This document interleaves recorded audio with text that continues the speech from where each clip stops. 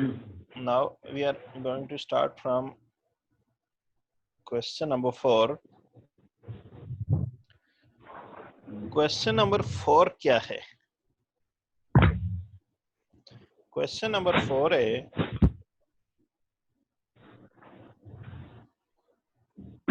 show that the point A 0 to B square root 3 minus 1 square root 3 and minus 1 and C 0 minus 2. C is 0 minus 2 minus 2 are vertices of a right angle triangle. Vertices of a right angle triangle. आपको पता है right angle triangle ऐसी triangle होती है जिसमें एक angle right angle होता है, मतलब 90 डिग्री का होता है. ठीक है, this is right angle triangle.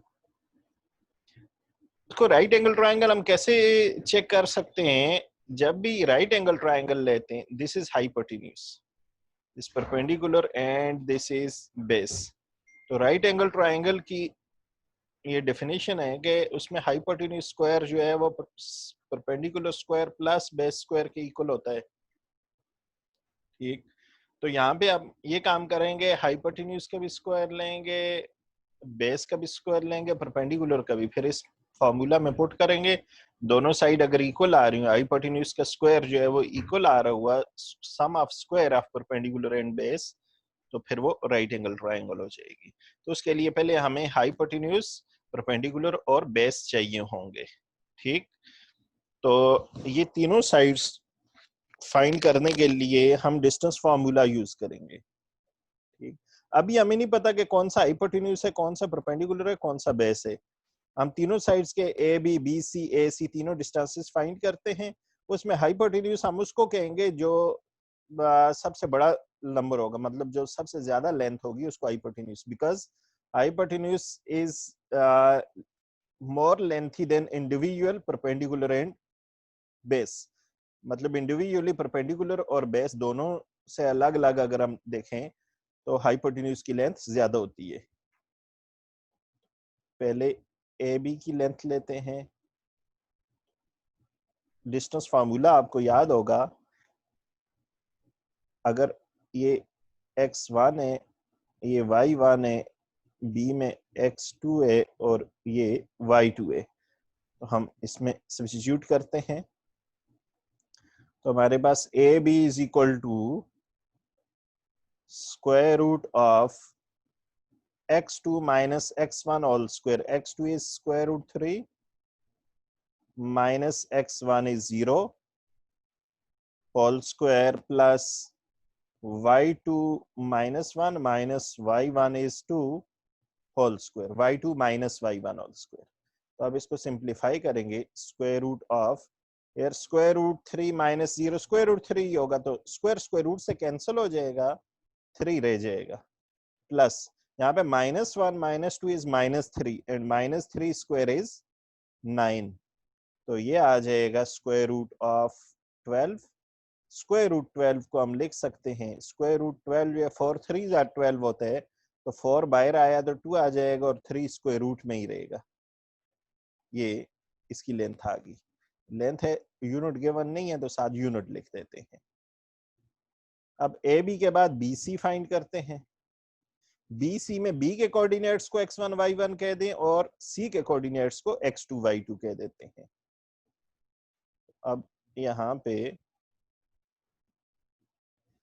x2 0 minus x1 square root 3 whole square plus y2 -2 minus y1 -1 है ना, तो minus into this minus plus हो जाएगा यहाँ पे होल स्क्वायर. तो इसको सिंप्लीफाई करते हैं. ये 0 minus square root 3 minus square root 3, तो माइनस स्क्वायर से कैंसिल हो जाएगा, बेस नेगेटिव हो पावर इवन हो तो माइनस प्लस हो जाएगा, और स्क्वायर स्क्वायर रूट से कैंसिल होकर सिर्फ 3 रह जाएगा. यहाँ पे ये जो अंदर वाला स्क्वायर रूट है 3 पे कैंसिल हो जाएगा, तो इधर सिर्फ 3 रह जाएगा.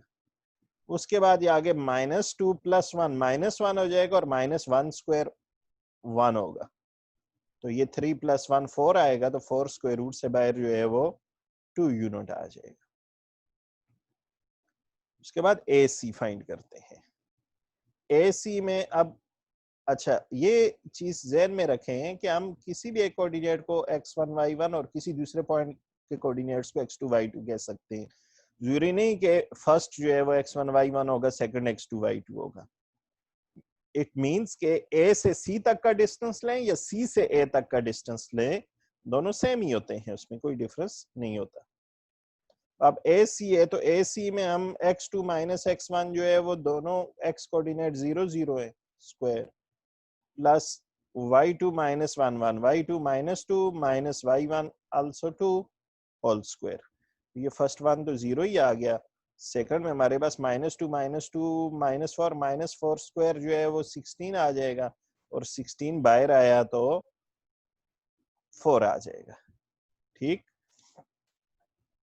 अब ऐसे है कि इसमें सबसे जो लेंथी साइड है वो है 4।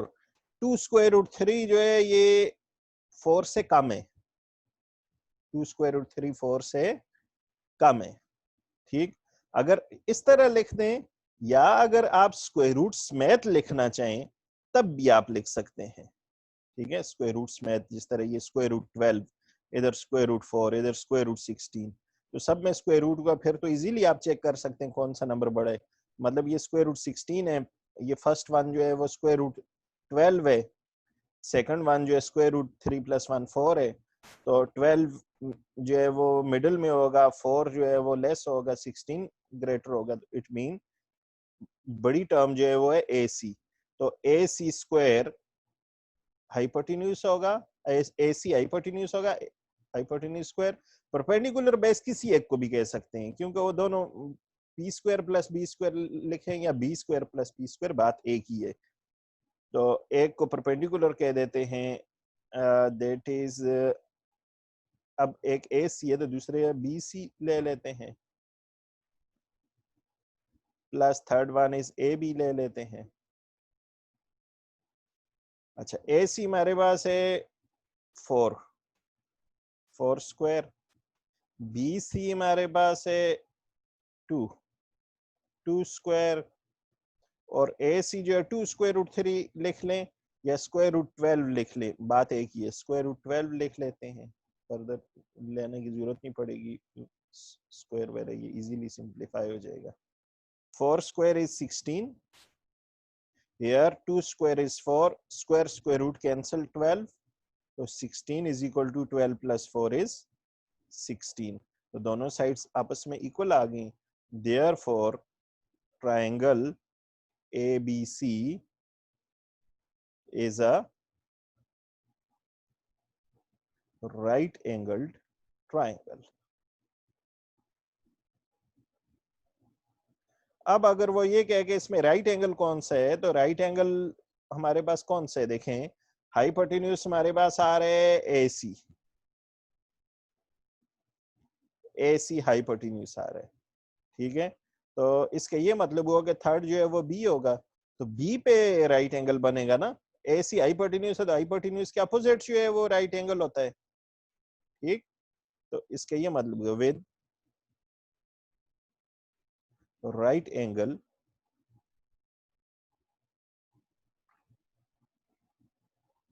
एट पॉइंट बी, तो बी पे ये राइट एंगल बनेगा, 90 का एंगल जो है वो एंगल बी है।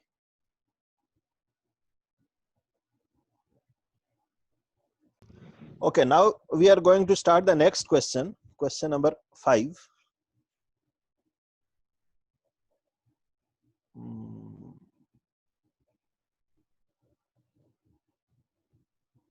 Start next question. Next question is question number 5. Question number 5 is,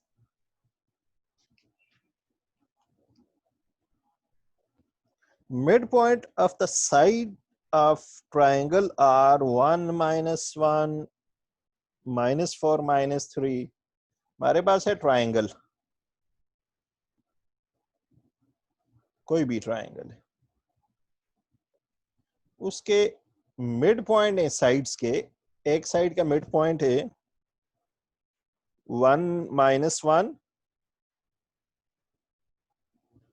1 -1, midpoint of the other side is -4 -3 -4 -3, और जो थर्ड साइड है उसका मिड पॉइंट गिवन है, that is -1 1 -1 and 1. Find the coordinates of the vertices of the triangle. तो triangle के vertices के coordinates हमने find करने हैं. फॉर एग्जांपल हम इस फर्स्ट पॉइंट को कह देते हैं x1 y1, पॉइंट ए कह देते हैं, और इसको कहते हैं x1 y1. ये जो दूसरा है इसको कह देते हैं b, इसके कोऑर्डिनेट्स को कह देते हैं x2 y2, और थर्ड पॉइंट को पॉइंट सी कह देते हैं, and x3 y3 are the coordinates of the vertex C. तो इसको हमने नाम दे दिए. अब हम फाइंड क्या करेंगे, x1 y1 x2 y2 x3 y3 की वैल्यूज फाइंड करेंगे. ठीक, एज 1 -1, ये जो फर्स्ट पॉइंट दिया हुआ था, इज द मिड पॉइंट. उसने कहा है ना साइड का मिड पॉइंट है ये तीनों, is the mid point of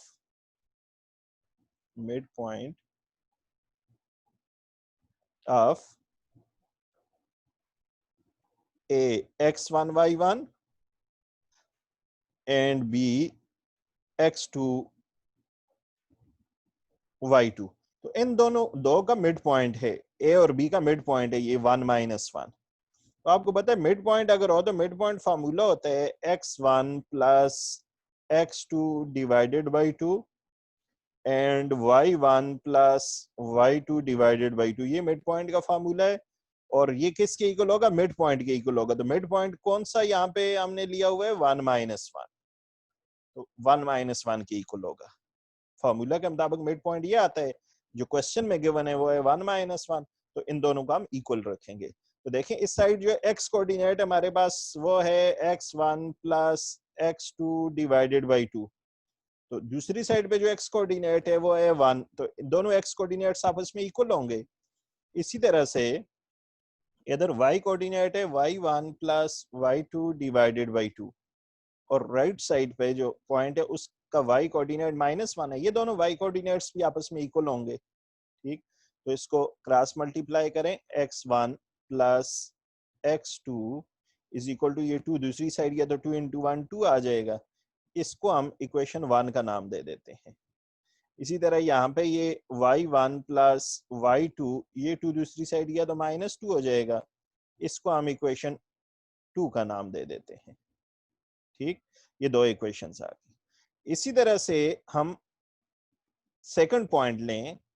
second point हमारे पास है -1 1 is the midpoint of x2 y2 and x3 y3. x2 y2 और x3 y3 का मिड पॉइंट है. तो यहाँ पे हमारे पास x2 plus x3 divided by 2 and y2 plus y3 divided by 2, ये फार्मूला बन जाएगा sum of x coordinate divided by 2 और sum of y coordinates divided by 2. तो मिड पॉइंट हमारे पास है -1 एंड 1. ये इसके इक्वल आ जाएगा -1 1. तो यहाँ पे हमारे पास x2 plus x3 divided by 2 is equal to other side पे x कोऑर्डिनेट -1 है. इसी तरह जो y कोऑर्डिनेट्स हैं यहाँ पे उन दोनों को आपस में कंपेयर करते हैं. इसको हम इक्वेशन नंबर 4 का नाम दे देते हैं. तो y कोऑर्डिनेट्स जो हमारे पास y1 प्लस, अच्छा इसको इक्वेशन 4 का नाम नहीं देंगे, ये पहले 2 को दूसरी साइड शिफ्ट कर देते हैं. फिर उसके बाद ये x2 प्लस x3, ये 2 इधर आके मल्टीप्लाई होगा तो -2. इसको आप इक्वेशन 4 का नाम दें। अब उसके बाद y कोऑर्डिनेट्स को आपस में कंपेयर करते हैं। y2 plus y3 divided by 2 is equal to, other side पे 1 है तो ये हमारे पास आ जाएगा y2 प्लस y3, ये 2 जो डिवाइड हो रहे हैं दूसरी साइड मल्टीप्लाई हो जाएगा। That can be equation number 5। ये इक्वेशन 5 आ गई। अब उसके बाद एक और पॉइंट भी है, third point, that is the mid point of x1 y1 and x3 y3, और वो पॉइंट है -4 -3 is -4 -3 is the midpoint, is the midpoint of x1 y1 and x3 y3। तो फॉर्मूला के मुताबिक sum of x coordinate x1 plus x3 divided by 2 and y1 plus y3 divided by 2, तो ये जो है मिड पॉइंट हमारे पास -4 -3 है, तो इसके इक्वल आ जाएगा। यहाँ पे x कोऑर्डिनेट जो है वो लेफ्ट हैंड साइड पे हमारे पास है x1 plus x3 divided by 2, right side पे x कोऑर्डिनेट है -4, लेफ्ट साइड पे y कोऑर्डिनेट है y1 plus y3 divided by 2, और राइट साइड पे जो है वो है -3। तो आप इसको क्रॉस मल्टीप्लाई करें, x1 plus x3 is equal to -2 into 4 -8। This you can say equation number 6, and y1 plus y3, ये 2 उधर जाके -3 2 जार -6, इसको आप इक्वेशन नंबर 7 का नाम दे दें। ठीक है, तो ये हमारे पास इक्वेशंस बन गई। इनमें नंबरिंग मेरे ख्याल से ये गलत होगी है, 1 2 है, उसके बाद इसको आप 3 कहेंगे, ये जो इक्वेशन है इसको आप 3 कहेंगे, this equation will be equation 4, this is equation 5 and this equation is equation number 6। ठीक है, अच्छा अब उसके बाद हम ये काम करते हैं कि इक्वेशन 1 एंड इक्वेशन 1 में हमारे पास है x1 एंड x2। ठीक, इसी तरह से इक्वेशन 3 जो है उसमें x2 एंड x3। इक्वेशन 1 और इक्वेशन 3 को हम इक्वेट करते हैं। Equation 1 is x1 plus x2 is equal to 2 from, यहां पे लिख लेते हैं, from equation 1 and equation 3। Equation 1 थी हमारे पास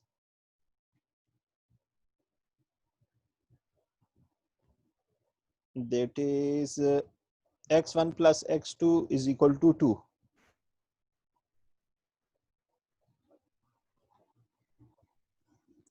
x1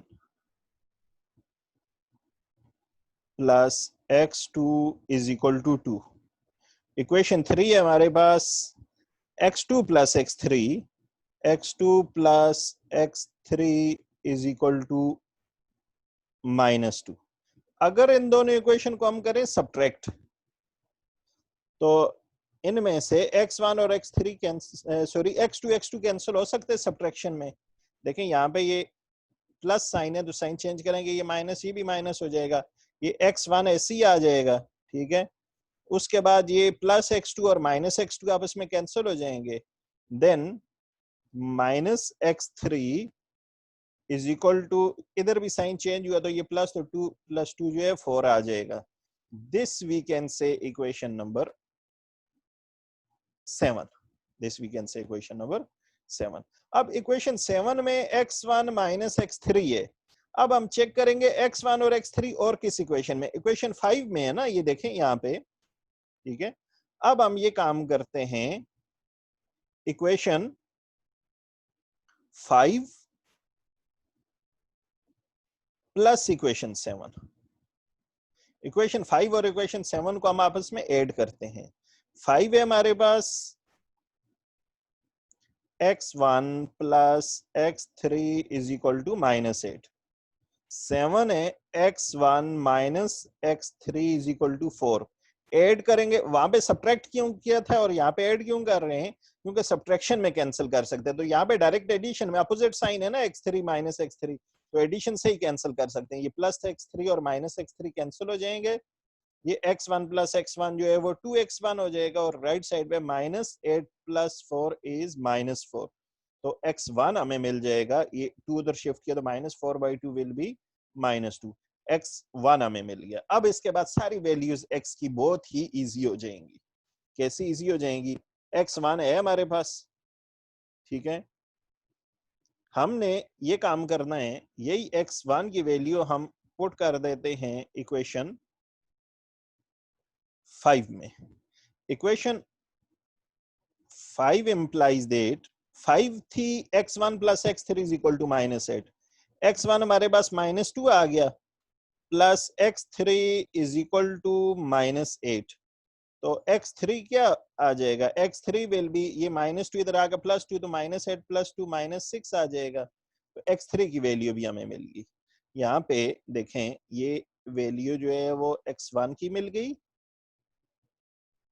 this is value of x1, this is value of x3। अब x3 की वैल्यू भी मिल गई, तो x2 हम इजीली फाइंड कर सकते हैं। इक्वेशन 1 में x1 plus x2 is equal to 2 था। x1, equation 1 implies that x1 plus x2 is equal to 2 था। तो x1 -2 है हमारे पास, plus x2 is equal to 2। तो x2 हमें क्या मिलेगा? ये -2 इधर आया तो +2, तो 2 + 2 4 हो जाएगा। तो इस तरह से हमें x2 की वैल्यू भी मिल गई। देखें बारी बारी, अब सारी वैल्यू इजी हो गई ना, ठीक है। x1 की वैल्यू भी मिल गई, x2 की भी मिल गई, x3 की भी मिल गई। बिल्कुल सेम मेथड हम अप्लाई करेंगे y1, y2 और y3 की वैल्यूज के लिए। तो यहां से ही नीचे में इधर स्टार्ट करता हूं y की वैल्यूज के लिए। यहाँ पे हमने इक्वेशन 1 और इक्वेशन 3 को आपस में सब्ट्रैक्ट किया था, इक्वेशन 3 को इक्वेशन 1 से सब्ट्रैक्ट किया था। इसी तरह से इक्वेशन 2 और 4 को अब हम इक्वेट करेंगे। इक्वेशन 2 है हमारे पास y1 plus y2 is equal to -2। Equation 4 is from equation 2 and 4, from equation 2 and 4, y1 plus y2 is equal to -4, ये इक्वेशन 2 थी। 4 है हमारे पास y2 plus y3 is equal to 2, ये दो इक्वेशंस। अब हम ये काम करते हैं कि इनको सब्ट्रैक्ट करेंगे, बिल्कुल उसी तरह जिस तरह हमने इक्वेशन 1 और इक्वेशन 3 को किया था, ठीक। ये -2 है इधर, ये इक्वेशन 1 में y1 plus y2 is equal to, equation 2 में यहाँ पे -2 है, दिस इज -2। अच्छा, अब हम इनको ऐड करते हैं आपस में। तो ऐड करेंगे तो ये y1 ऐसे ही आ जाएगा, सॉरी सब्ट्रैक्ट करते हैं, सब्ट्रैक्ट करेंगे तो y1 ऐसे ही आ जाएगा, ये प्लस y2 और माइनस y2 आपस में कैंसिल हो जाएंगे। उसके बाद सब्ट्रैक्शन में ये साइन चेंज हो गया यहाँ पे, तो ये -y3 इज इक्वल टू, यहाँ पे साइन चेंज हुआ, ये प्लस था तो माइनस हो गया, तो -2 -4। This we can say equation number 8, this we can say equation number 8। अब ये y1 और y3 है, y1 और y3 हमारे पास इक्वेशन 6 में थे। हम ये काम करते हैं कि इक्वेशन 6 और इक्वेशन 8 को आपस में ऐड करते हैं। जिस तरह पहले हमने इक्वेशन 5 और 7 को ऐड किया था, अब 6 और 8 को ऐड करते हैं। तो 6 और 8 को हमने ऐड किया, तो 6 हमारे पास से equation 6 is y1 plus y3 is equal to minus 6. y1 plus y3 is equal to minus 6. y1 plus y3 is equal to minus 6. तो उसके बाद इक्वेशन 8 ये है हमारे पास सामने ही है, y1 minus y3 is equal to minus 4. यहाँ पे एड इसलिए करते हैं कि एडिशन से ही हम कैंसिल कर सकते हैं. ये plus y3 minus y3 cancel, y1 plus y1 is 2y1 is equal to minus 6 minus 4 minus 10. तो y1 हमारे पास क्या आएगा, ये 2 उधर जाके डिवाइड होगा तो माइनस 10 बाई 2 माइनस 5, ये हमारे पास आ जाएगा माइनस 5. अब y1 की वैल्यू हमें मिल गई है. This is value of y1. अब यही वैल्यू हम पुट करते हैं इक्वेशन 8 में. Then equation 8 implies that equation 8 implies that y1 is minus 5 minus y3 is equal to क्या है माइनस 4. तो y3 इधर आया तो माइनस से प्लस y3 हो जाएगा, ये 4 इधर आया माइनस से प्लस 4 हो जाएगा, तो ये माइनस 1 आ जाएगा. ठीक, तो ये y3 हमारे पास क्या आता है माइनस 1. y3 की वैल्यू भी हमें मिल गई, y3 भी मिल गया. अब हमें चाहिए y2. तो y2 किस इक्वेशन में इन्वॉल्व हो रहा है, y2 है हमारे पास इक्वेशन 2 में, that is y1 plus y2 is equal to minus 2. y1 plus y2 is equal to minus 2 equation 2 में. 2 implies that y1 is minus 5 plus y2 is equal to minus 2. then y2 is equal to, ये minus 5 उधर गया तो plus 5, minus 2 plus 5 is plus 3. तो y2 की value भी अब हमें मिल गई. तो तीनों वर्टिसेस हमारे पास आ गए, वर्टेक्स ए बी एंड सी. तो ए हमारे पास था जी x1 y1, बी था x2 y2 and she was x3 y3. तो x1 y1 की हमारे पास वैल्यू है, x1 is minus 2, y1 is minus 5.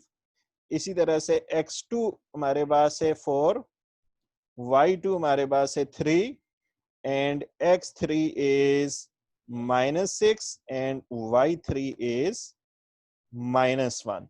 These are the vertices of triangle AB and C.